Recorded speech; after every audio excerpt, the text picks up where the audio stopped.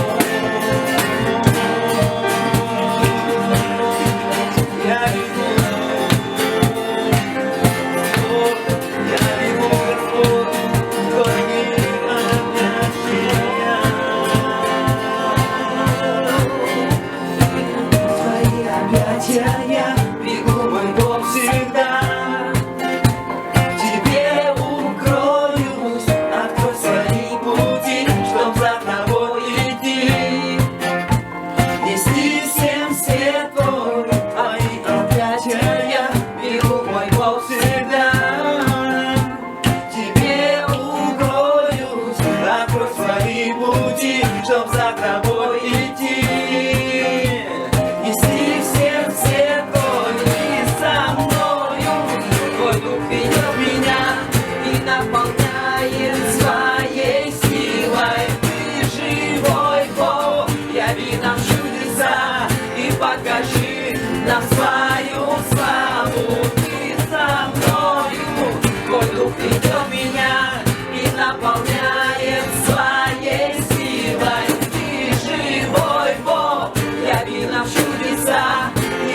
покажи нам свою славу, Бог живой. Ты в моей жизни действуешь, действуешь, о-о, твоя кровь омыла грех мой.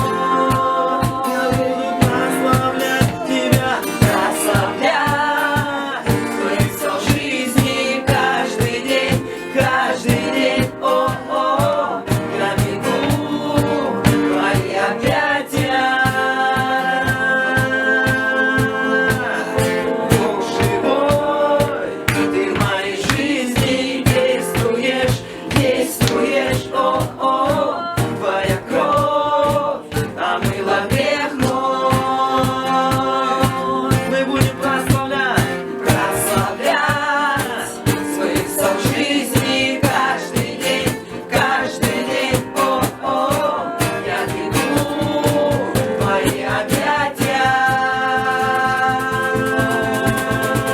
Бог живой, ты в моей жизни действуешь, действуешь, о-о, твоя кровь омыла грех мой. Прославлять тебя, прославлять смысл жизни каждый день, о-о, я бегу в твои объятия.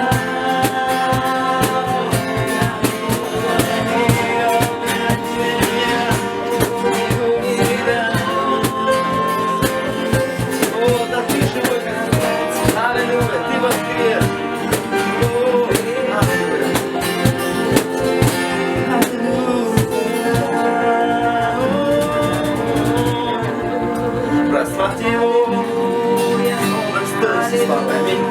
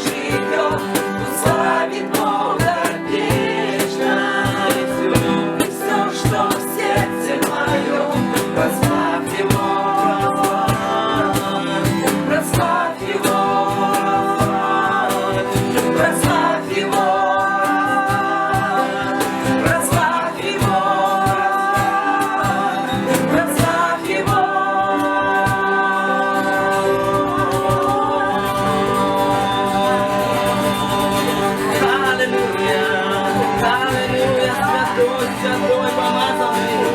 О, наш Бог, аллилуйя. Мы славим Тебя, Господь. Ты живешь в наших сердцах, Иисус. Аллилуйя.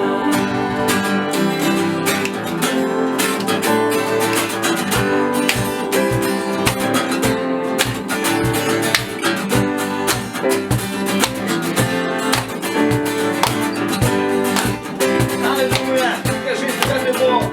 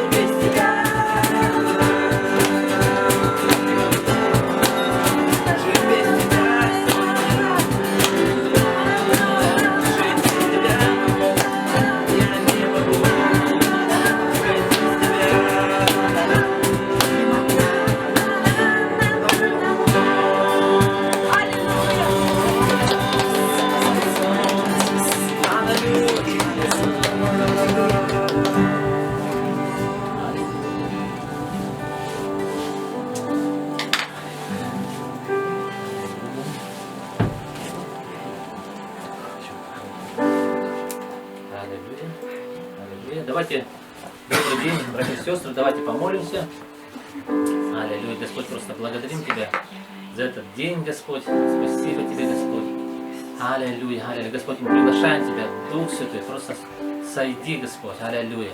Все, кто, Господь, с нами на расстоянии, Господь. Аллилуйя. Аллилуйя. Все, кто здесь с нами, Господь. Аллилуйя.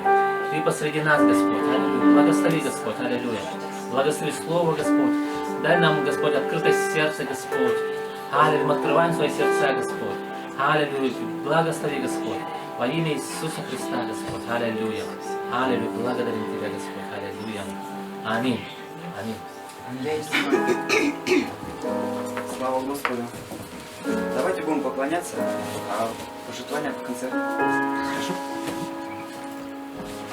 Народ Божий, ты готов еще поклониться нашему Господу? Если готов, то давайте будем дальше петь. Давайте будем искать Его лица, Его присутствие сейчас.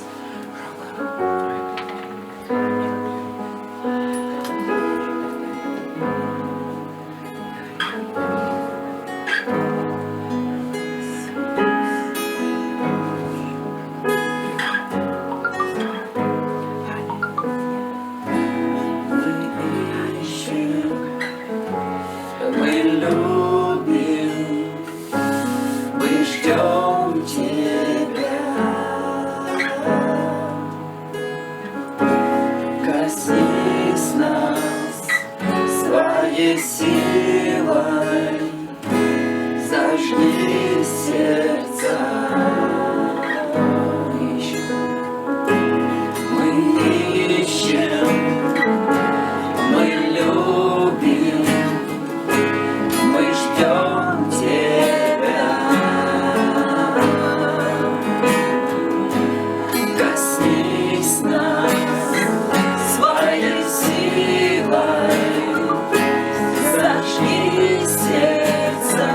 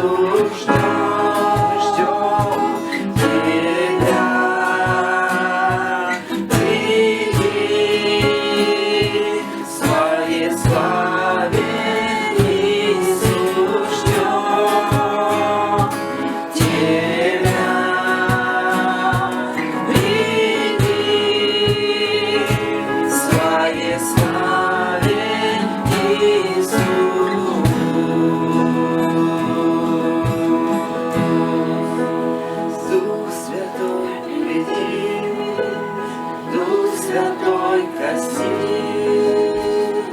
Мы так жаждем, Бог, мы так жаждем. Дух Святой, приди, Дух Святой, коснись. Мы так жаждем, Бог, мы так жаждем. О, Дух Святой, приди, Дух Святой, коснись. Мы так жаждем, Бог, мы так жаждем. Дух Святой, приди, Дух Святой, коснись. Мы так жаждем, Бог, мы так жаждем. Дух Святой, приди. Аллилуйя, Бог. Аллилуйя, мы ждем Тебя, Иисус. Приди, Господь, наполни наши сердца огнем Своим, Господь, огнем Святого Духа. Аллилуйя, благодарим Тебя.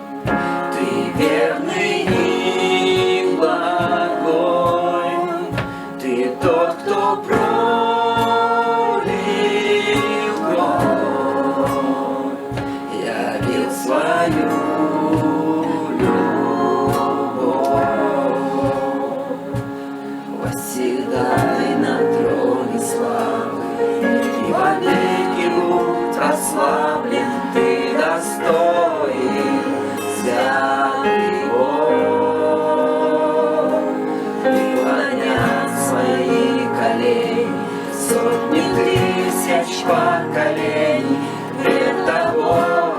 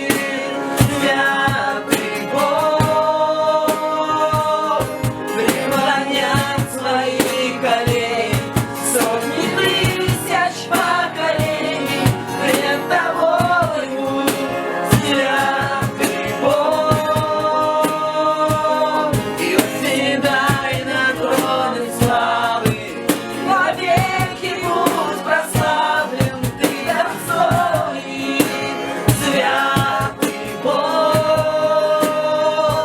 И преклонят свои колени сотни тысяч поколений пред Тобою, святый Бог. Святый Бог,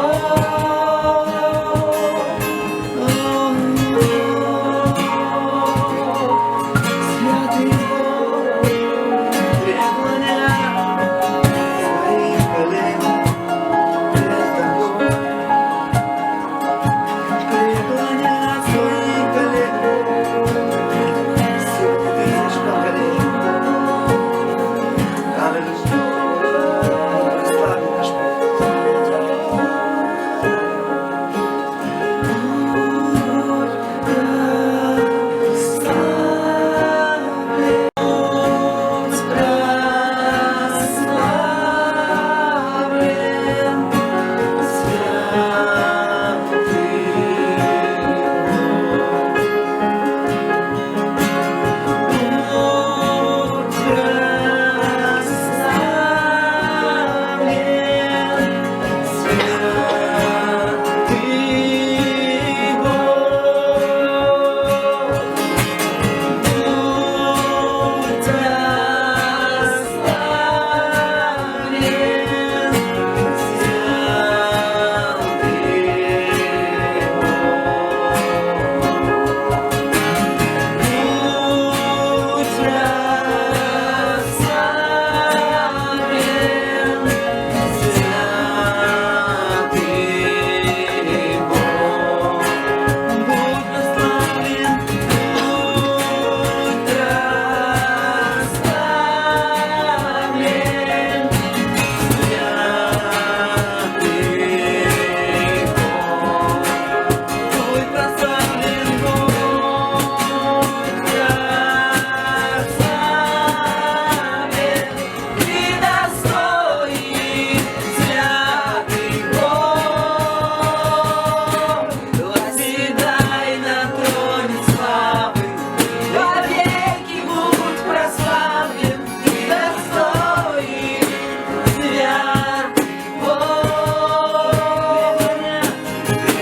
Преклонят свои колени сотни тысяч поколений.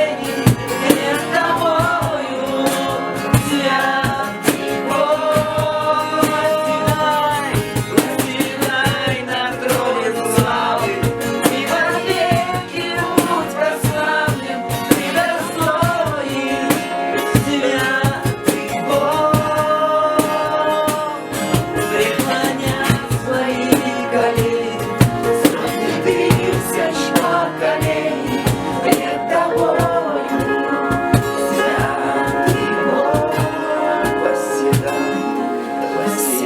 Прославим наш Бог. прославлен, Ты достоин, святый Бог. Преклонят свои колени сотни тысяч поколений пред Тобою, святый Бог.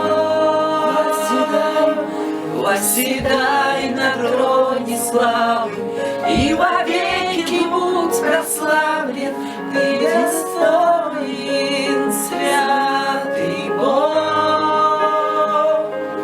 Преклонят свои колени сотни тысяч поколений пред Тобою, святый Бог.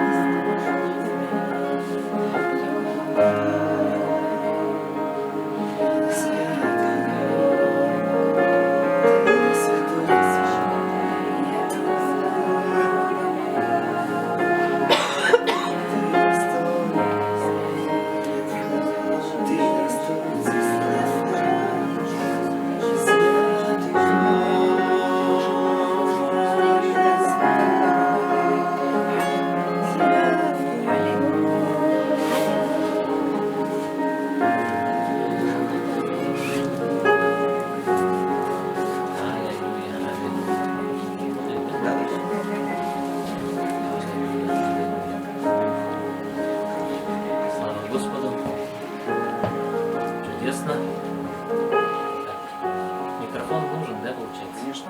Нужен. Слава Богу. Аллилуйя. Давайте еще раз помолимся, Господь. Знаете, хорошо все начинать с молитвы. Аллилуйя. Господь, просто благодарим Тебя. Ты здесь, Господь. Ты посреди нас, Господь. Аллилуйя, аллилуйя. Все от Тебя начинается, Господь. Ты источник, Господь. Ты все для нас, Господь. Аллилуйя. Ты тот, кто наполняет все во всем, Господь. Аллилуйя. Господь, Твой Дух объемлет нас, Господь, и спереди, и сзади, Господь. Аллилуйя. Твой Дух все наполняет, Господь. Аллилуйя. Аллилуйя, аллилуйя. Мы благодарим Тебя, Господь. Благодарим Тебя, Господь. За это спасение, Господь, за жизнь вечную, Господь, которую Ты всем нам дал, Господь. Аллилуйя. Аллилуйя, аллилуйя. Благодарим Тебя, Господь. Аллилуйя. Аминь. Добрый день, братья и сестры. У меня появилось желание, что ли, да? Желание говорить от посланий апостола Иоанна. Знаете, апостол Иоанн, он завершил, так скажем, да, завершил Священное Писание. Каждый из нас имеет Библию, и апостол Иоанн, он, примерно его послания были завершены примерно в 90-е годы, после Рождества Христова. Мы знаем, есть послание Павла, есть Евангелие, да? И есть 3 Евангелия, да? От Иоанна, от Марка, от Луки. И потом мы имеем Евангелие от Иоанна. Я верю, что, знаете, последовательность книг Библии, я верю, что Бог тоже проследил, очень четко проследил, чтобы последовательность книг Библии, она была точно в соответствии с тем, что мы сейчас имеем. Аминь. Например, книга Бытие, это книга начала, это все начинается. Аминь. И самая последняя книга, это книга Откровений, да, в котором можно так сказать, что ставится последняя точка, последнее откровение Иисуса Христа, которое Бог дал своему слуге Иоанну, да, и это последняя книга Библии. Аминь. И вначале мы видим, да, что Бог было древо жизни. В конце мы книги Откровения тоже мы видим древо жизни. Аминь.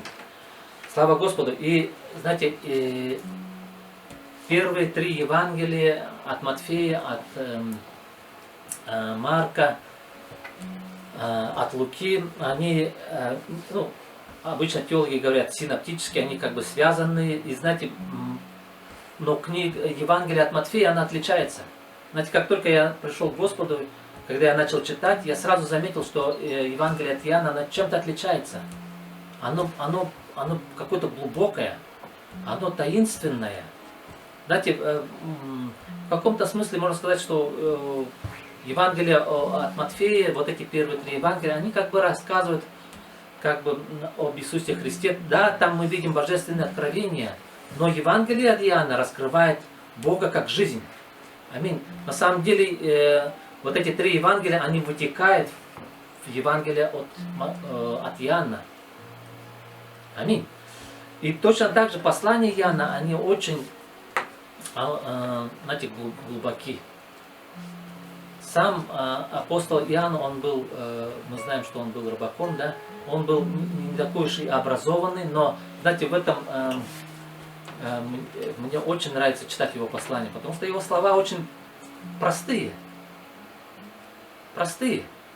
Например, то, как писал апостол Павел, он был очень образованный. И даже Петр, он говорил, есть нечто неудобоваримое в его посланиях, да? То есть его язык был очень богатый. Но когда Иоанн писал, его язык был довольно-таки простой. Но в этой простоте, знаете, я вижу глубину.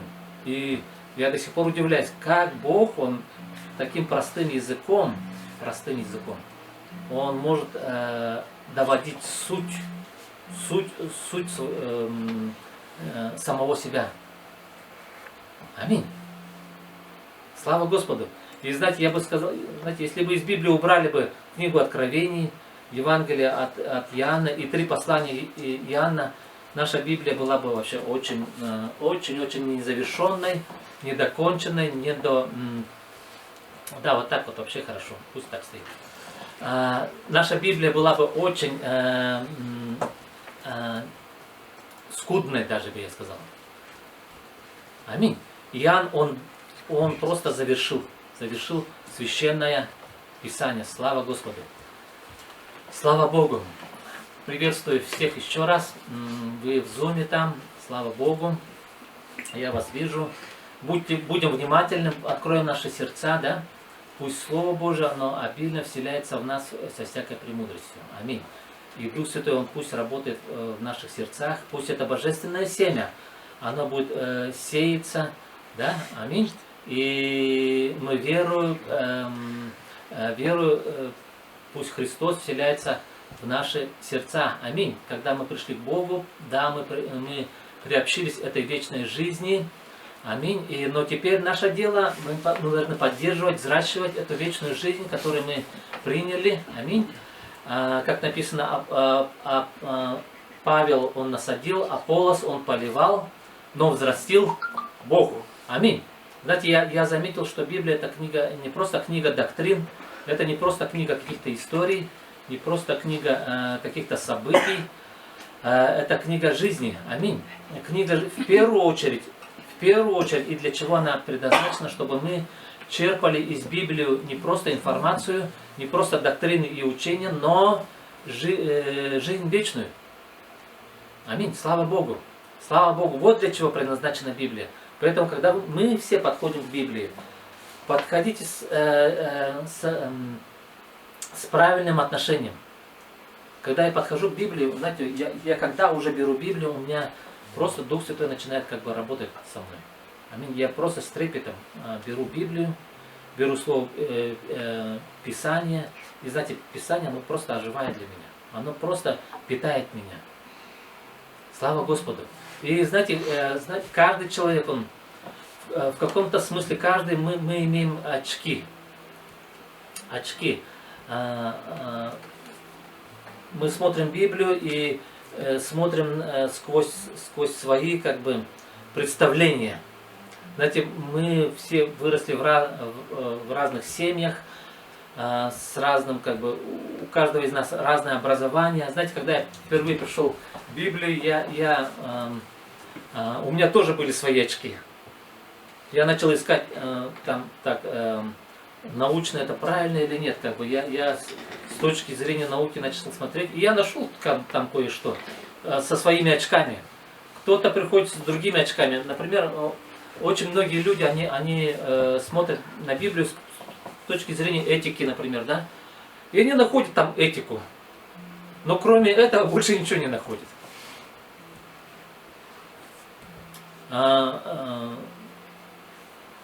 Некоторые читают Библию и просто некоторые места Писания просто закрыты. Но они находят то, что они хотят найти. И мой вам совет, что ли, да, чтобы мы как бы снимали свои представления. Знаете, если мы не снимем свои представления, то мы не сможем открыть что-то новое. Аминь. Бог имеет что-то новое в Библии всегда. Бог имеет что-то, чего мы не знаем. Чего не видел тот глаз, да?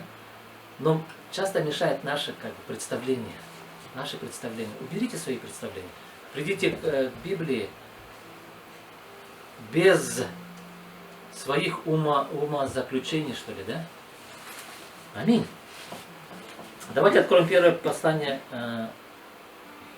Иоанна, да, первое соборное послание святого апостола Иоанна Богослова. Давайте почитаем, да, с первого стиха о том, что было от начала, что мы слышали и что видели отчане, и что рассматривали, что осязали руки наши о слове жизни, ибо жизнь явилась, и мы видели и свидетельствуем, и возвещаем вам сию вечную жизнь, которая была у Отца и явилась нам. О том, что мы видели и слышали, возвещаем вам, чтобы и вы имели общение с нами, а наше общение с Отцом и Сыном Его, Иисусом Христом. Слава Господу. Знаете, Бог, Иоанн, он говорит о том, что было от начала, да? От начала. Тем самым он как бы показывает, что, помните, Евангелие от Иоанна, он говорит, в начале было Слово, да? И тут вот эти слова не перекликаются. Тем самым Иоанн говорит, вот, я продолжаю свое послание. Я продолжаю. Вот это послание, эти послания, это продолжение его Евангелия на самом деле. Аминь. И вы помните цель Евангелия от Иоанна? Какая была? Помните? Помните? Бог есть любовь, да? Некоторые говорят. Знаете, он говорил, сие пишу вам, чтобы вы, веруя, имели жизнь вечную. Это он писал в послании, то есть в Евангелии от Иоанна. Сие пишу вам. То есть я пишу вот это вот послание Евангелия от Иоанна, чтобы вы, веруя, имели жизнь вечную. Они имели жизнь вечную. Но, как я сказал, что послание Иоанна это продолжение Евангелия от Иоанна. Мы уже имеем жизнь вечную. Аминь. Каждый из нас имеет жизнь вечную. Вы, те, кто в зуме, вы тоже имеете жизнь вечную. И сам Христос, Он в вас как жизнь вечная. Аминь. Аминь. И поэтому, знаете, тут что мы имеем? Мы имеем слово жизни. Аминь. Мы имеем жизнь, ибо жизнь явилась, написано. Мы имеем вечную жизнь. Мы имеем Отца, мы видим Отца здесь. Аминь. И также мы имеем общение. Общение. Знаете, Иоанн, он полагает вот эти вот основные положения, да? Жизнь, вечная жизнь, Отец и также общение. Знаете, из жизни вытекает общение. Аминь. Он говорит, присоединяйтесь к нашему общению. Аминь. И мы имеем, он говорит, мы апостолы, мы имеем общение с Отцом и Сыном и Духом Святым. Да? Он говорит, мы имеем общение с Отцом и Сыном. Наше общение с Отцом и Сыном. Присоединяйтесь к нашему общению. Аминь. Ты имеешь общение или нет? И знаете, это общение, оно не такое, как в миру. Знаете, люди в миру тоже общаются. Но знаете, есть божественное общение. Есть божественное общение. Это чудесная просто чудесная атмосфера. Знаете, в этом общении, это общение всегда в духе. Хочешь присоединиться к божественному общению? Аминь. Жизнь, она поддерживается за счет общения. Если ты не имеешь общения, если мы не имеем общения, наша жизнь, которую мы имеем, то может просто угасать. Просто жизнь будет утекать. И вы, может быть, да, брат, сестра, может быть, ты находишься в таком положении, что ты говоришь, да, вначале было все хорошо, но куда-то все уходит. Куда-то все исчезает. Не хватает общения. Аминь. Не хватает общения. Что есть общение, да? Трудно. Знаете, послания Иоанна, они очень, как сказать, они очень таинственные. И не так-то просто их понять. Что есть Бог, что есть жизнь. Вот скажите мне, что есть жизнь. Не так просто это объяснить. Аминь. Что такое общение? Не так-то просто тоже объяснить. Я понимаю, то, что я могу видеть, то, что могу пощупать, я это могу объяснить. Но что такое общение? Это просто говорение слов каких-то или что? Аминь. А Иоанн говорит, что мы имеем общение с Отцом и Его Сыном. Аминь. И тут Дух Святой почему-то не упоминается. Но Дух Святой это и есть общение. Аминь. Знаете, про общение что мы можем сказать? Общение всегда это коммуникация. Аминь. Согласитесь. Это взаимообмен. Взаимообмен. Когда я с кем-то общаюсь, что-то вливается, что-то переливается, что-то исходит из меня. Вот, допустим, когда сейчас я говорю, есть некое проистечение. Аминь. Знаете, когда мы читаем книгу Откровений, там мы видим реку воды жизни, да, которая течет с престола. Аминь. Это проистекание Бога на самом деле. В вечности мы будем вечно наслаждаться Богом, который на престоле, от которого течет река жизни. Аминь. От которого вечно мы будем получать вот это вот жизнь. Вечное жизненное снабжение. Аминь. Аминь. Аминь или аминь? Аминь. Те, кто согласен, поднимите руки. Знаете, мне очень непривычно, когда, знаете, я как-то вот в неизвестность. Проповедую в неизвестность. И если вы включите видео, вы мне очень поможете. Знаете, я верю, есть вот это общение, коммуникация, есть проистечение вот этой жизни. Жизнь, она всегда хочет течь. Аминь. Знаете, когда мы собираемся, например, на домашних группах, мы просто переливаемся друг в друга. Когда кто-то, в основном это происходит через говорение. Аминь. Когда мы начинаем говорить, когда мы начинаем просто общаться, да, мы получили на неделе, мы были в общении с Богом, да, мы имели некоторый контакт, да, с Богом, и тогда мы приходим на ячейку, мы делимся друг с другом, и когда мы делимся друг с другом, то происходит общение, аминь, и Христос, который в нас, Он перетекает, переливается в того, кто рядышком, аминь, и взаимообратно я получаю от брата-сестры тоже назидание, и знаете, когда ячейка заканчивается, мы чувствуем просто радость какую-то, да? Аминь. У вас же на ячейках точно так же, аминь. Это, знаете, это какое-то некое, тайна, да? В этом есть элемент сверхъестественности, аминь. Мы имеем непростое общение, аминь.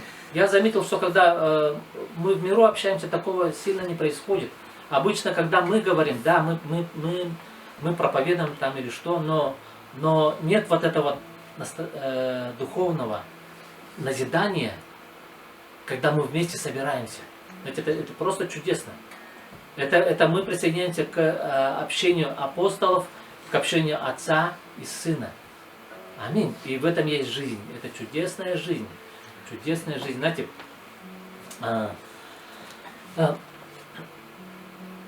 итак, что же мы имеем? Да, мы видим здесь жизнь, мы видим Отца. Знаете, Отец, Он источник жизни. Согласитесь. Аминь. Отец, который... В чем суть Отца, да? Почему Бог, Он назван... Иисус нам открыл Бога как Отца. Потому что Отец, Он дал нам жизнь. Жизнь вечную.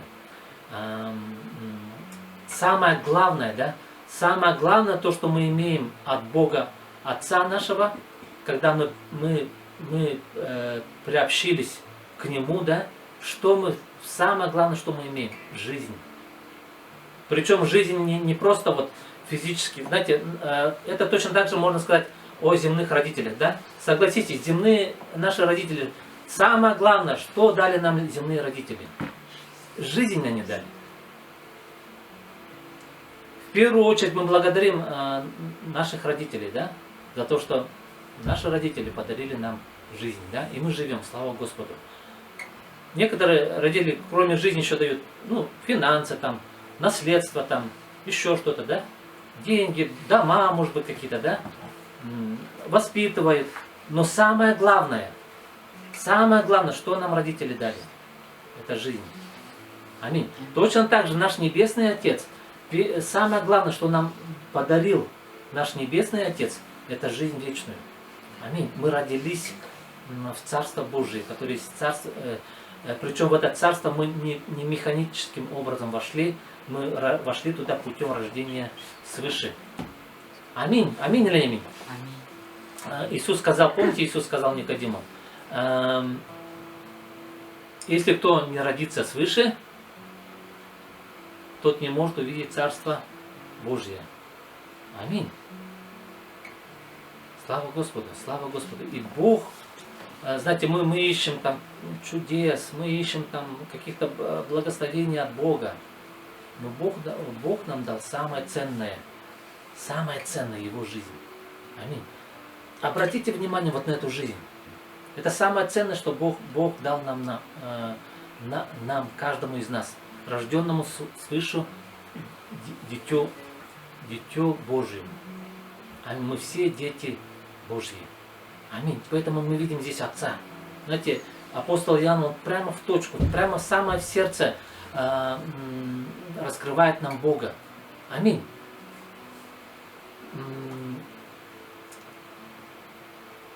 Ну, сатана, он пытается затушевать, он пытается нас отвлечь. Самая главная его тактика — отвлекать нас. И Экклесиаст говорит, все суета-сует. Да, когда мы просто суетимся, да, что мы делаем? Мы отвлекаемся от Бога как жизнь. Аминь. Мы ищем финансы, мы ищем то, мы ищем каких-то благословений, мы ищем каких-то прорывов, мы каких-то ищем, чтобы все было в порядке, но мы отвлекаемся от центра вообще Евангелия, да? Центр Евангелия — это жизнь вечная, которую Бог дал нам. Аминь. Аминь. Обратите внимание на эту жизнь вечную, она очень живая. Аминь. Если вы прислушаетесь к своему духу, она очень живая. Внутри нас все живет и клокочет. Аминь. Бог, который внутри нас, Он постоянно стучит, и Он очень живым образом нас тормошит. Аминь. Аминь. Например, сегодня, когда мы пришли, вы сейчас сидите в зуме, вы который здесь, и он, наверное, утром, он точно, это уж точно, 100%, он теребил вас внутри. Для чего? Чтобы, давай, вставай, пришло время, надо идти, надо молиться, надо быть в духе, надо промаливать, надо послужить Господу, надо открывать свои сердца. Разве не так? Разве не так? Поднимите руки, те, кто вы очень живым образом, вы хотя бы сейчас вы поняли. Аминь.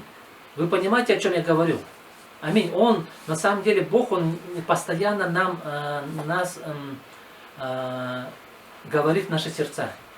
Аминь. И наше дело послушаться этому голосу внутреннему. Это знаете, чувствование духовное, да? Есть чувство жизни. Аминь. Есть ли у тебя чувство жизни? Аминь. Становитесь чувствительными в духе. Аминь. Знаете, есть общение жизни, есть чувство жизни.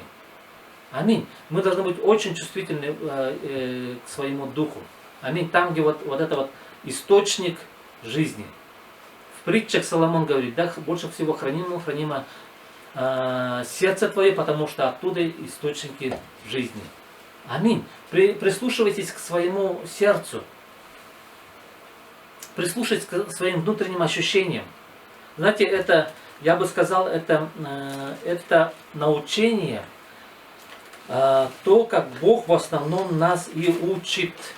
Аминь. Да, есть доктринальное учение, и мы имеем Библию, да, есть доктринальное учение, но когда мы читаем Библию, внутренние наши ощущения должны говорить «да» и «аминь». Да и аминь. Аминь. Когда я читаю Библию, то, что внутри должно подтверждаться. Аминь. Внутри моего сердца я говорю, да, точно. Это точно так. Аминь. Библия, это ты правильно говоришь. Слово Божье, оно точно говорит. Аминь. Аминь или аминь? То есть, смотрите, есть внешнее научение, есть внутреннее научение для каждого из нас.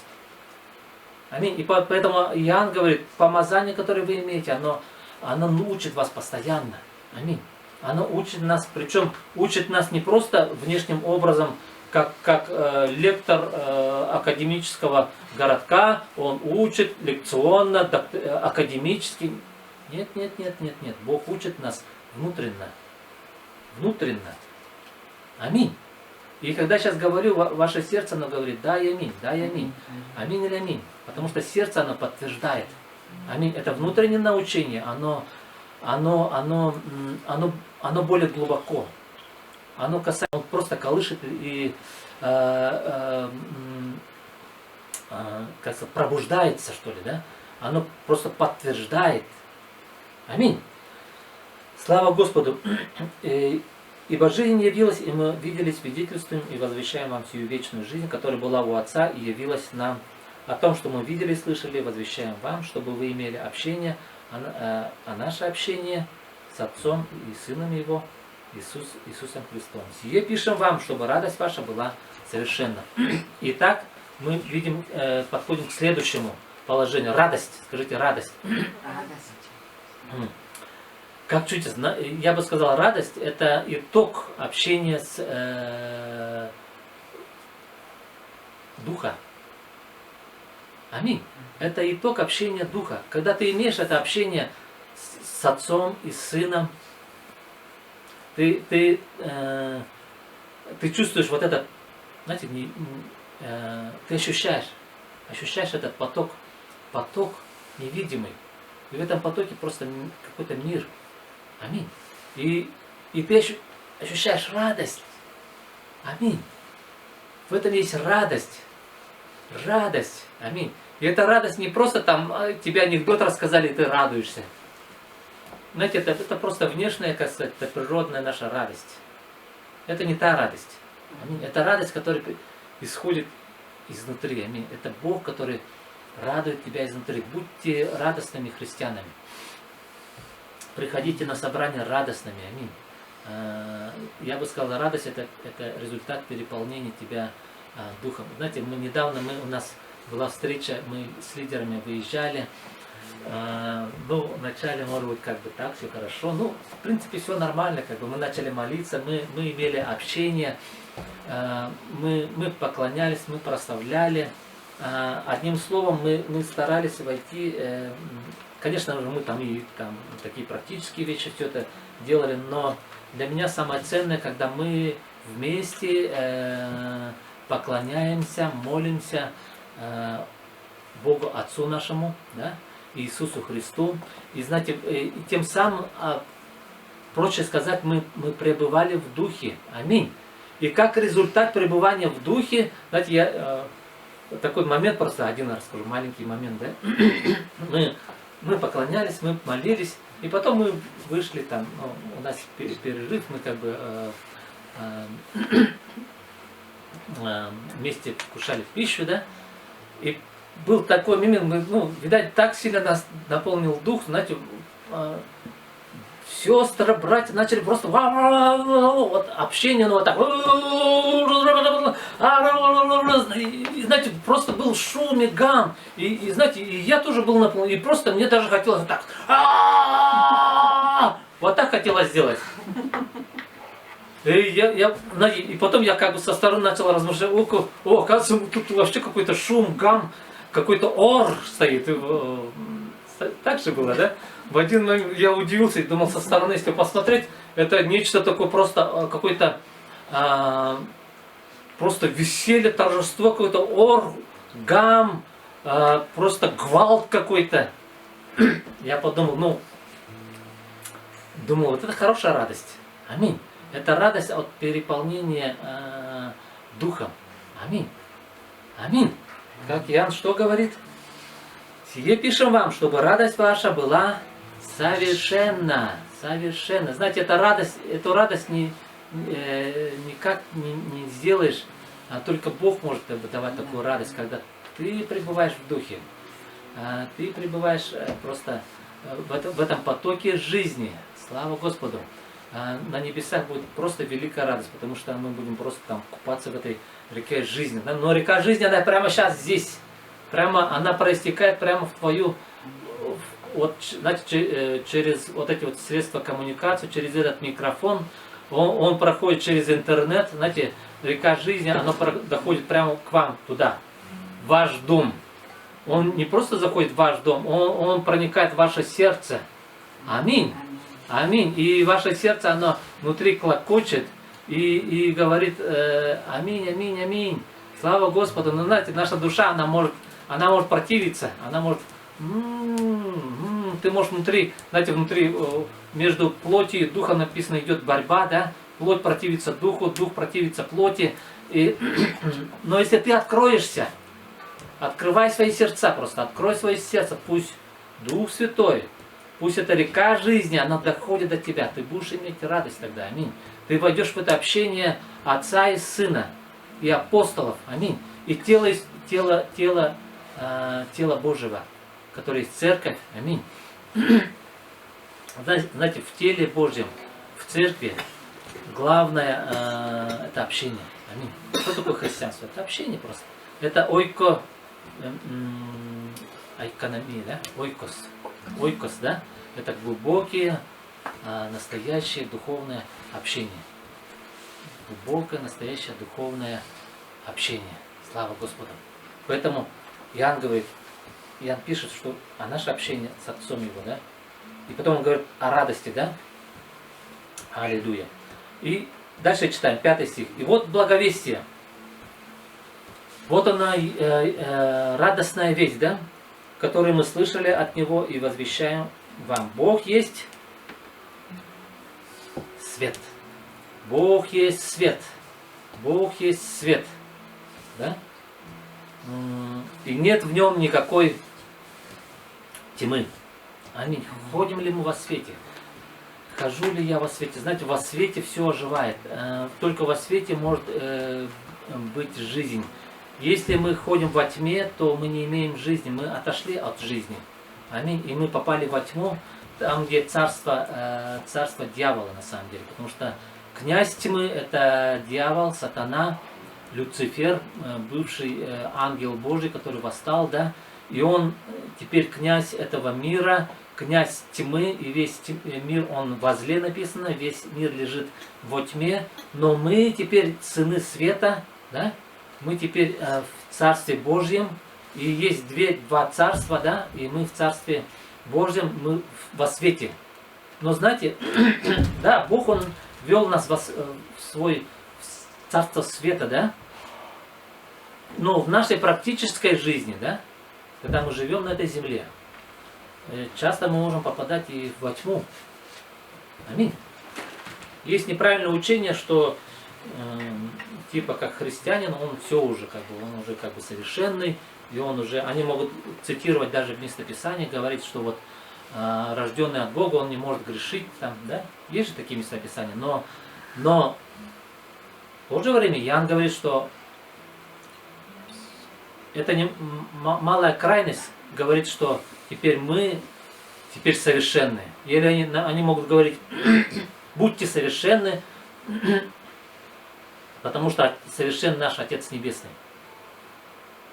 И можно пойти в крайность, сказать, что теперь все. И есть такая, знаете, были такие учения, что как-то она называлась, безгрешное совершенство, они говорили. Было такое учение. Безгрешное совершенство. То есть христианин мог достичь такого состояния, что он уже до того совершен, что уже не может грешить. Но на самом деле это крайность, это неправильное учение. Мы, христиане, мы можем время от времени впадать во тьму, мы можем даже впасть в грех.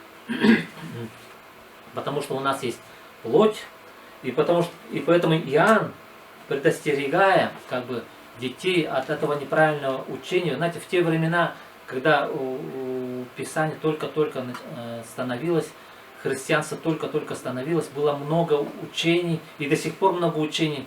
И одно из этих, гностицизм, например, да, или еще какие-то учения, которые пытались просто разрушить церковь, да, неправильными учениями. И одно из этих, что христиане, они могут достичь совершенства.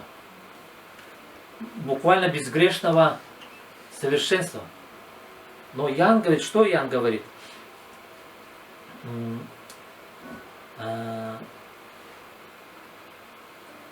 И вот благовестие, которое мы слышали от Него, и возвещаем вам: Бог есть свет, и нет в нем никакой тьмы. Если мы говорим, что имеем общение с Ним, а ходим во тьме, то есть само собой, он как бы подразумевает, что есть вот эта вот опасность, что мы можем ходить во тьме. Аминь. И тут удивляться нечему. Мне кажется, большинство, я по себе скажу, да, что на дню я могу быть и во свете, и во тьме. Аминь. И мне все время приходится говорить: Господь, прости меня, например, да? Аминь. Я опять отошел во тьму. Я хочу возвратиться в Твой свет, в Твой чудный свет. Аминь. Если мы ходим во тьме, то мы лжем и не поступаем, а ходим во тьме, то мы лжем и не поступаем поистине. Если же ходим во свете, подобно как Он во свете, то имеем общение друг с другом, и кровь Иисуса Христа, Сына Его, очищает нас от всякого греха. И тут мы видим следующее. Мы имеем кровь Иисуса, да? Слава Господу, мы имеем кровь Иисуса Христа. Слава Богу за кровь Иисуса Христа. Знаете, Иисус Христос, Он все сделал. Все сделал для того, чтобы мы имели жизнь вечную, и также, чтобы эта жизнь вечная, она не затухла. Аминь. Иоанн, он очень, как бы сказать, он очень сбалансированно пишет. Он не уходит из крайности в крайность. Он говорит, что бывают такие случаи, когда, да, мы можем согрешить, да, но когда мы согрешили, мы имеем что? Мы имеем кровь Иисуса Христа. Слава Богу за кровь Иисуса Христа. Аминь. Эта кровь ходатайствует за нас. Аминь. Когда мы согрешили, мы говорим: Господь, и сразу же мы исповедуемся. Аминь. Аминь. Братья и сестры, сразу же исповедуйтесь. Почему? Почему? Чтобы восстановить общение. Чтобы восстановить общение. Аминь. Вы скажете: брат, ты такой слишком духовный, как бы, ты слишком о духовном говоришь. Не. Я очень, может быть, вам кажется, что как-то очень слишком духовно, но вот это духовно, она очень практична. Аминь. Разве не я вижу братьев и сестер, которые просто отступили. Просто отступили. И это очень практично, и это очень, мы встречаемся прямо в реальности нашей земной жизни. Есть война, да? И я прямо скажу, почему братья и сестры отошли. В первую очередь они отошли от слова жизни, от общения. Они отошли. Духовно оно первично. Духовно оно первично. Братья и сестры, не обманывайтесь, не обманывайтесь. Наша земная, практически вот эта вот жизнь зависит от духовного. Если мы не вкладываемся в дух, то мы потерпим поражение. Потерпим поражение. Допустим, очень практично. Мы люди своенравные. У нас есть, вот, допустим, раздражение, да? Одно маленькая, как бы, сфера нашей жизни. Раздражение. Кто из вас не раздражается?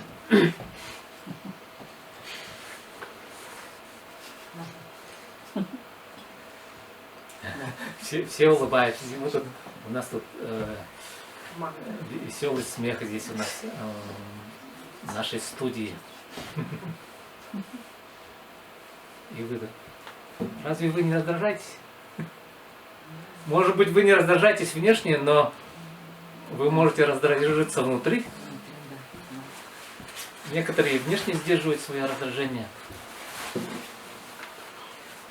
Очень по-земному, очень с которым мы встречаемся, мы боремся десятилетиями. Всю жизнь боремся. Разве не так? Я честно признаюсь. Я человек, тоже бывает. И как мы боремся с нашим раздражением? Я буду сдерживать себя. Я со всей силы буду сдерживать себя. Ну, посмотрим, как ты будешь сдерживать себя. На самом деле, я скажу, что это неправильный путь, ты не сможешь себя удержать от раздражения. На самом деле, знаете, больше я скажу, не ты властвуешь над раздражением, раздражение над тобой властвует. Другими словами, плоть или грех, знаете, Павел писал, да, в Римлянам 7 главе, что грех это не что-то такое, как сказать, безликое. Грех очень даже живое, очень даже, можно сказать, грех это личность. Грех это личность, которая живет в нашей плоти. И время от времени этот грех, как личность, очень живая личность, оно поднимает, знаете, проходит ситуация, на ногу наступили, и у тебя что-то поднимается, что-то живое, буквально все там колокочет. Аминь или аминь? Смотрите, это в плоти нашей грех очень живой, потому что грех это, я бы поставил синоним, грех равно сатана. Оно живет в нашей плоти. И плоть наша никуда не делась. И Иоанн говорит, что мы можем впасть во тьму. Да, вот наша плоть. И мы раздражаемся. Мы просто выходим из себя. И мы не можем сдержаться, потому что это сильнее нас. Согласитесь, аминь? Внутри где-то глубоко говорит, остановись, но я не могу. Я не могу. Что-то выходит из моего, как бы, вот, из моих уст. Я даю ответ. Кто-то бьет меня в щеку. Я не то, что подставляю щеку, я ему в другую щеку. И знаете, происходит борьба. Да? Смотрите. Вот она реалии земной нашей жизни. Как мы победим? Только с Духом. Только если ты будешь расти в Духе. Если ты возрастешь в Духе. Если ты будешь силен в Духе. Если жизнь, да? Вечная жизнь, слово жизни, оно не переполнит тебя. Знаете, Павел или Петр, да, говорит, что приемлющие обилие благодати, да? Сейчас я вам скажу местописание. Римлянам 5:17. Давайте посмотрим. Римлянам 5:17.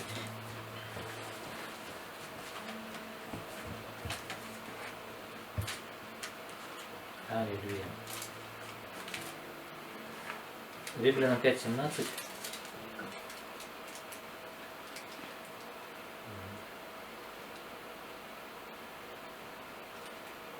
Аллилуйя. 5:17. Ибо если преступлением одного смерть царствовала посредством одного, знаете, тут есть выражение такое, смерть царствовала. Смерть, она как бы была царем, она была над нами.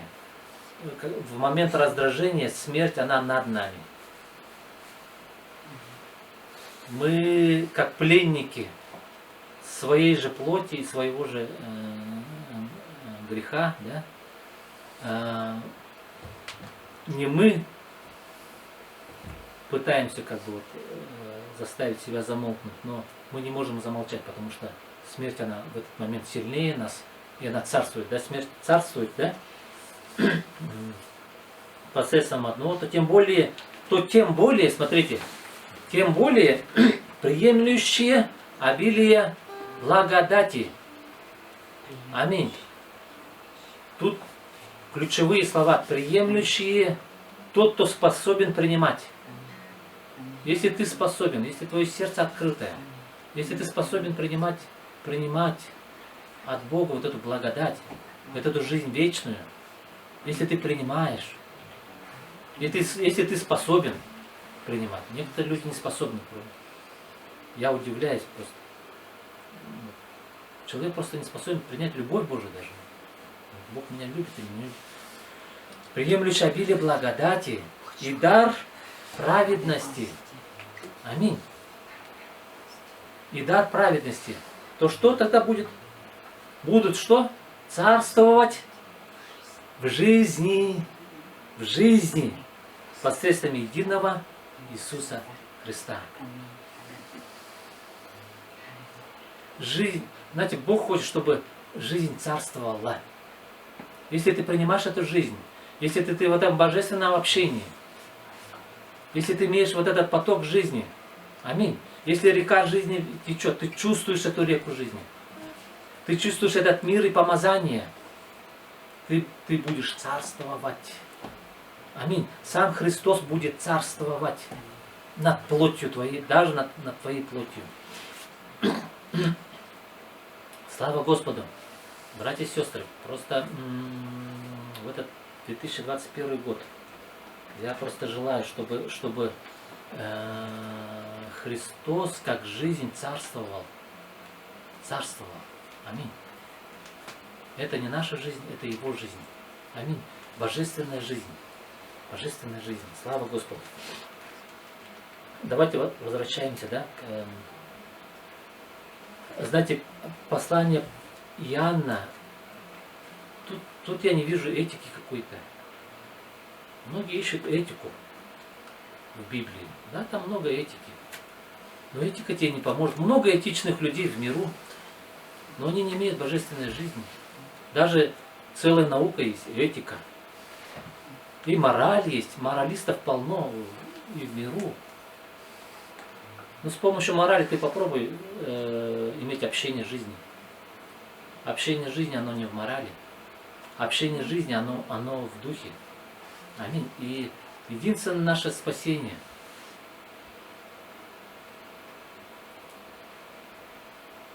Брат, единственное твое спасение. Только в духе. Если ты, брат, сестра, ты научишься жить в духе. Брат, слышишь меня? Только в духе ты сможешь. Только в духе. Если мы не вкладываем в дух, если мы не вкладываем в слово жизни,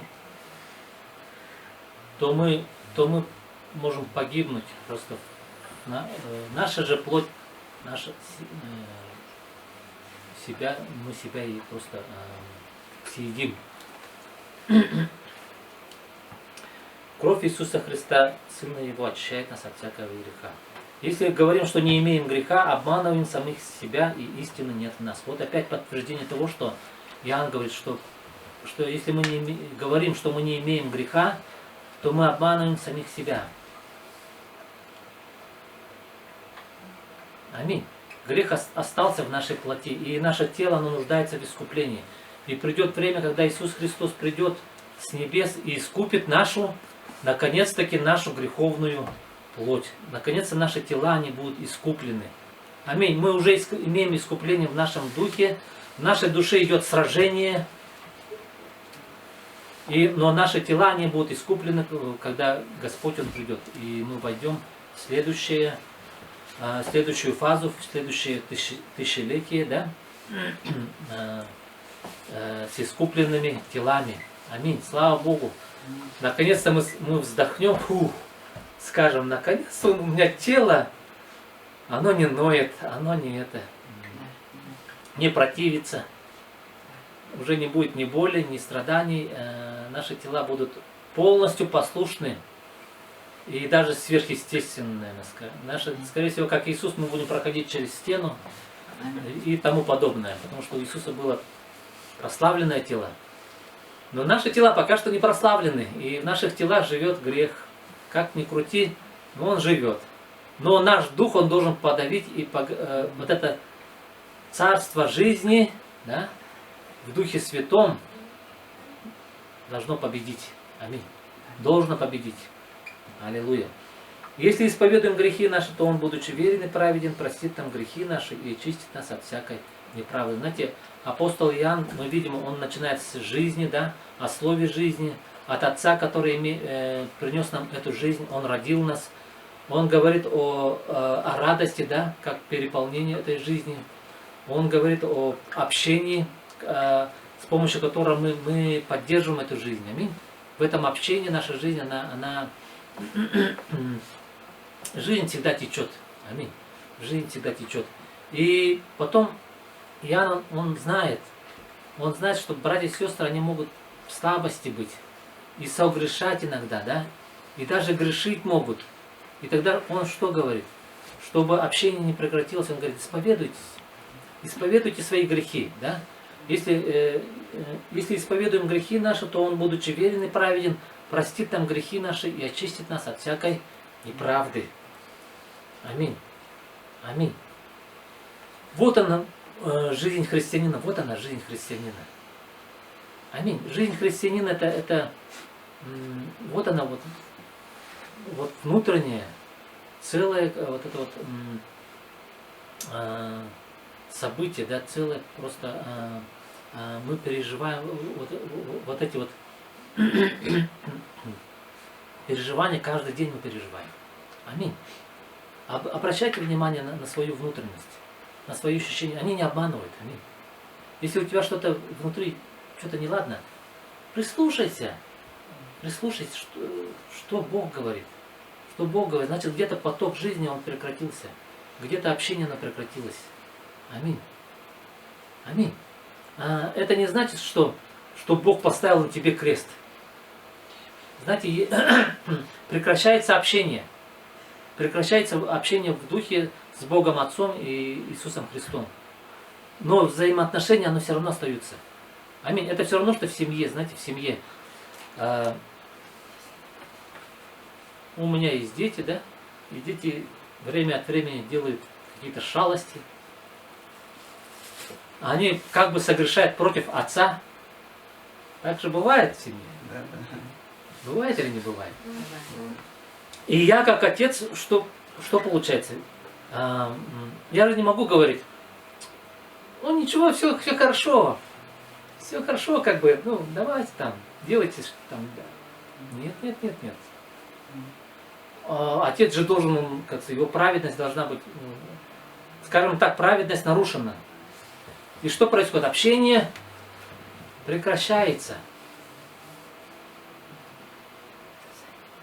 Общение прекращается. Вот точно так же с Небесным Отцом общение прекращается, когда мы во грехах, например. Но все равно Бог, он Отцом остается, и мы детьми остаемся. Но общение прекращается. Аминь. И тогда что? На помощь две вещи приходят. Кровь Иисуса Христа. И сам Иисус. Как что? Ходатай. Смотрите. Вторую главу чуть-чуть затронем. Дети мои. Дети мои. Знаете, мы все дети. Перед Богом мы детишки. Аминь. Даже если мне там, 50 лет, кому-то 70 лет, все мы детишки Божьи. Аминь. Перед ветхими днями,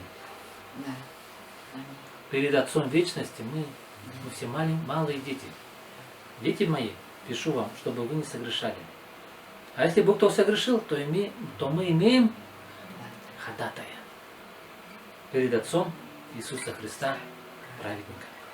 Смотрите, мы имеем не только кровь Иисуса Христа, мы имеем ходатая. Знаете, это как подобно тому, да? На самом деле, это семья. Бог, Он Бог Отец, мы Его дети. И мы согрешили, например, да? Мы согрешили. Общение прекратилось между отцом и каким-то ребенком. Прекратилось общение, потому что отец, он хочет, чтобы праведность, она восстановилась. Дети неправильно поступили, неправы. Аминь. И тогда мы призываем кровь Иисуса Христа, да? Мы говорим, Господь, прости, мы исповедуем наши грехи. Как вот в конце первой главы написано, да? И потом, смотрите, Иисус, Он наш старший брат. Ходатай – это тот, кто ходатайствует. Он как адвокат. Он, знаете, что происходит? Иисус подходит к Отцу и говорит, Отец, ну, вот он мой брат, как бы, ну, он как бы это согрешил, но он же исповедовал свой грех. И как бы все-таки за грех же заплачено. За грех. Поэтому, Отец, ты просто слишком не гневайся на него. Потом Иисус приходит ко мне, брату, который согрешил, да, обнимает, говорит, все нормально. Я поговорил с Отцом. Я с ним поговорил. Он простил тебя. Прими это прощение. И знаете, Иисус, Он что делает? Он восстанавливает общение. Я бы сравнил это, знаете, это как, знаете, в семье как обычно происходит. Ребенок, он что-то сделал плохое, отец уже строгий, да? Он не хочет, чтобы такое было. Прекращается общение. Но мама что делает? Мама что говорит? Мама приходит к отцу и говорит, ну не будь же таким строгим. Как бы, ну. А потом мама приходит к сыночку и начинает, все хорошо, не ругается. Давайте. Аминь. Вот мама, она в роли ходатая, защитника. Аминь. Это семейные отношения. Это семейные отношения. Аминь. Аминь. Даже если у нас нет брата или сестры, которая, или мамы, у нас есть ходатай. Иисус Христос. Аминь. Поэтому, как бы сатана не осуждал, братья и сестры, просто не унывайте. Вкладывайтесь в общение Духа. Аминь. В общение Духа. Аминь. Слава, пусть это общение не прекращается. Прислушайтесь, ну вы скажете, ну я ничего не чувствую, я как бы вот живу сам по себе, как бы, ну, есть, прислушайся, прислушайся. Знаете, все это происходит верою. Я верю, что Бог Он есть. Я верю, что есть поток жизни. Я верю в это. Аминь. И это просто меня утешает, это просто меня ободряет. Знаете, написано, что праведный верою жив будет. Жив будет. Если у тебя нету веры, если нет у тебя картины в этой, пусть эта картина запечатлится в ваших сердцах. Она просто запечатается. Аминь. Почувствуйте, да, прислушайтесь к своему сердцу. Есть это поток. Есть эта река жизни, которая натечет из чрева твоего, написано, да? Из чрева твоего потекут реки воды живой. Просто прочувствуйте, просто ощутите. Это не что-то абстрактное. Это даже, я бы скажу, это реальнее, чем мы все здесь с вами сидим. Это даже реальнее. На самом деле мы часто, вы знаете, сквозь кривые зеркала, через эти очки, мы просто искажены очень сильно. Но Дух Святой – это Дух истины. Аминь. Потому что река жизни – это Дух Святой. Аминь. И Он есть Дух истины. Аминь. Иоанн говорит, я больше всего радуюсь, когда дети мои ходят в истине.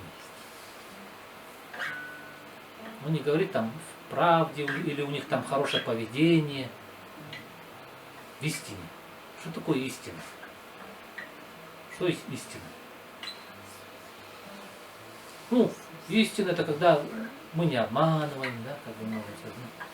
Ну да, как бы, оно как бы так только есть, но это очень поверхностное определение будет. Что есть истина? Иисус часто говорил, истинно, истинно говорю вам. Знаете, в одном месте Иисус сказал, я есть путь, истина и жизнь. На самом деле истина – это Христос. Христос. Вот как глубоко сидит. Это сам Бог. Потому что Бог есть Бог истины. Аминь.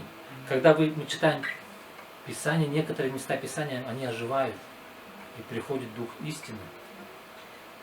На самом деле истина это триединый Бог. Бог Отец, Сын и Дух Святой. Аминь. Иоанна 14:17. Там есть такое выражение Дух истины. Аминь. Знаете, когда ты получаешь откровение, сам Дух. Почему истина?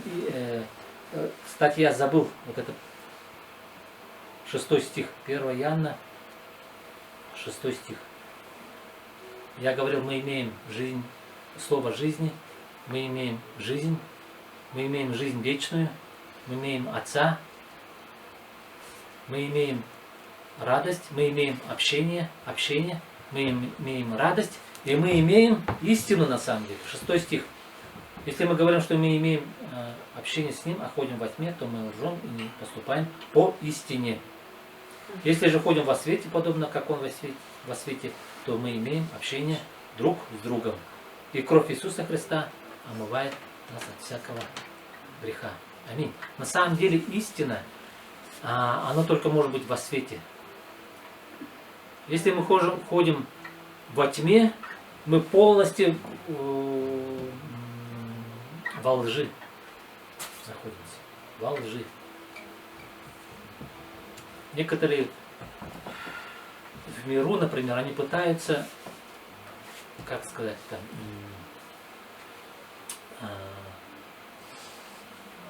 анализировать, что ли, да? Анализировать верующих, анализировать церковь, например.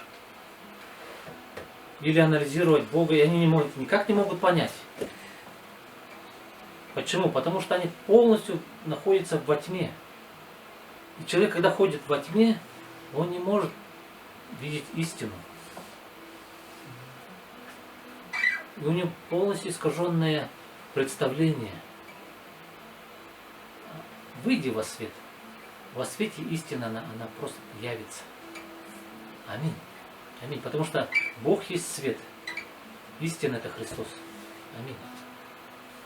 Христос есть проявление нашего Бога Отца. Слава Богу. Аллилуйя. Давайте просто помолимся. Господь, просто я молюсь, Господь. Аллилуйя. Отец. Аллилуйя. Аллилуйя. Аллилуйя. Господь, дай нам в этом году, Господь, представляешь, ходить в истине, Господь, Твоей истине, Господь, аллилуйя.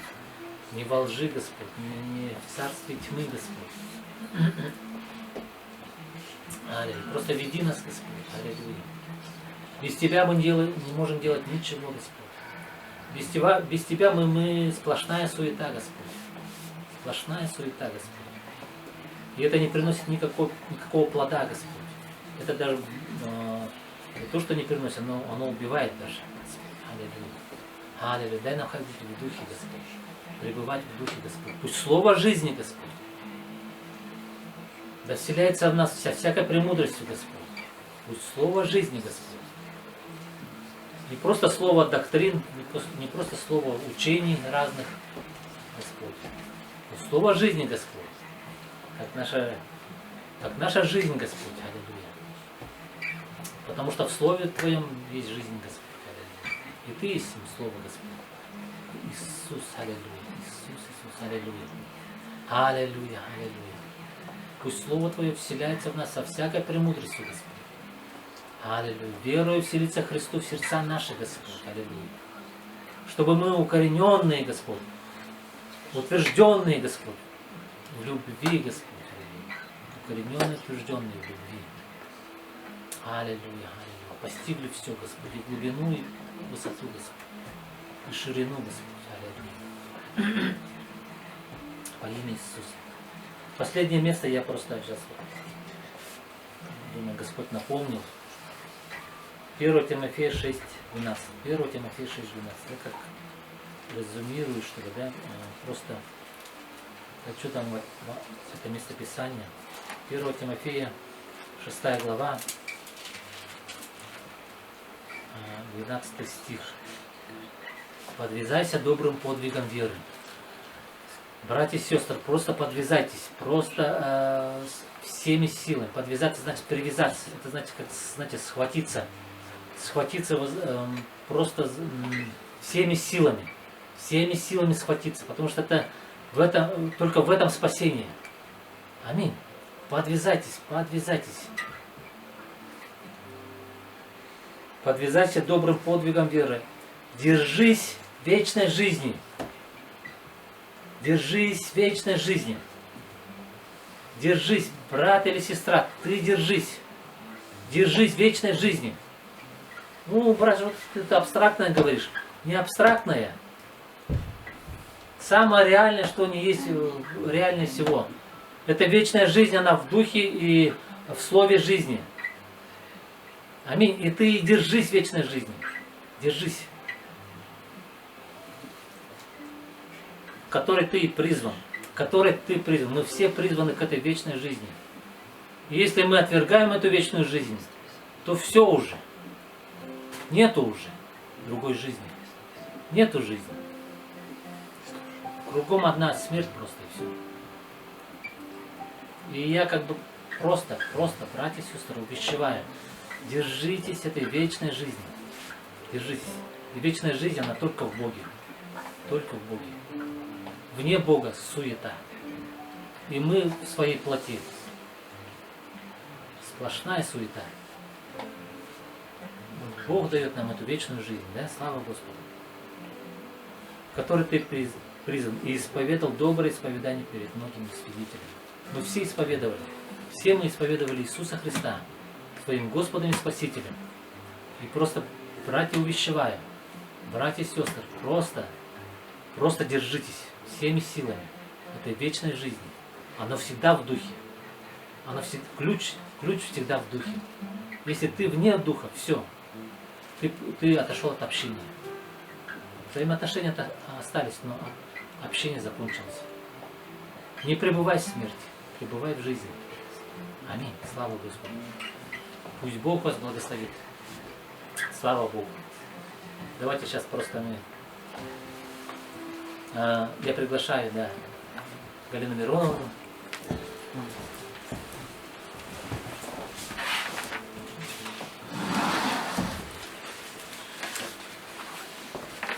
Слава Господу! Спасибо Тебе, Господь, за это чудесное слово. Спасибо за вас. Благодарим Тебя. Слава Тебе, Господь. Вот что есть жизнь, где жизнь. Аллилуйя, Иисус. Слава Тебе. Слава Тебе. Аллилуйя, Иисус. Аллилуйя. Слава и величие перед лицом Его. Могущество и радость на месте Его. На месте Его, на месте, там, где ты находишься. Воздайте Господу племена народов, воздайте Господу славу и честь. Воздайте Господу славу имени Его. Возьмите дар, идите перед лицо Его. Поклонитесь Господу в благолепии святыни Его. Аминь, Господь. Вот этот 29 стих до лидерской встречи я не понимал, почему. Возьмите дар, идите перед лицо Его. Оказывается, вот, прославляем, слушаем Слово. А еще что осталось у нас? Возьмите дар, идите перед лицо Его. Аминь. Согласны? Возьмите дар, идите перед лицо Его. Поклонитесь Господу в благолепии святыни Его. Даром вашим, да? Даром нашим. Возьмите. Аминь. Аллилуйя, Господь, слава Тебе.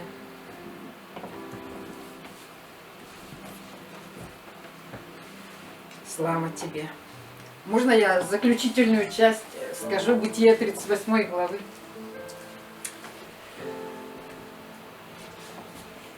Это читать не буду. Я то, что вот пришло такое, читать из Библии не буду. Просто поделюсь вот то, что пришло.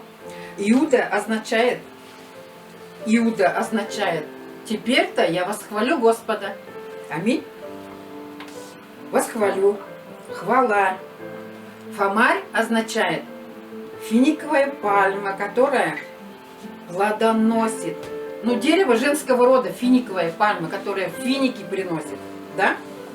Фомарь, ну это язычница же, да? Церковь, ну вот, мы же... Аминь. Сей фомарь, сей церковь. Когда ты Иуда, да, Иуда, не тот Иуда, который предал Иисуса, он свое имя не оправдал. Соединен с Фомарью, церковью, сеешь в правильное место, придет Фарес, прорыв в твою жизнь.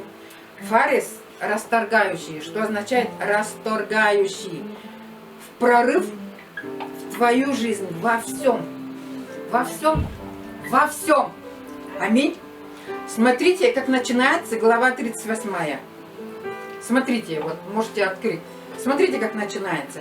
Иуда отошел от братьев, поселился возле язычника, увидел дочь хананеянина, и взял, и вошел к ней, родил 3 сыновей, 2 из них умерли, да? Как начинается. А посмотрите теперь на конец этой главы. Конец. У него 2 сыновей, да, близнецы, и Шела, тот старший, да, Шела. 3 сына, у него 3 сына, род продолжается, жизнь продолжается. Откуда? Почему была Фомарь? Да? Почему? Фомарь была. Знаем, да, историю. Фомарь, церковь. У тебя есть церковь сегодня. У тебя есть церковь. У тебя есть церковь сегодня. Сей в церковь.